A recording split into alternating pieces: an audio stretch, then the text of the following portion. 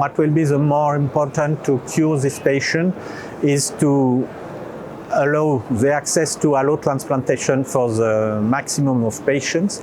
And if patient cannot go to allotransplantation, especially because this is an old population, as I already say, we have to build a chemotherapy such as maintenance therapy.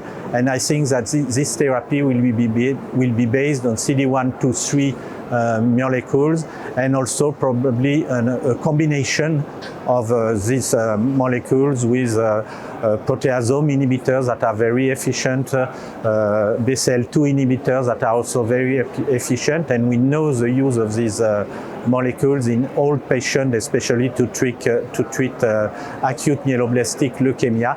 And I don't think that with a monotherapy we can cure this disease, so we have to work on these associations.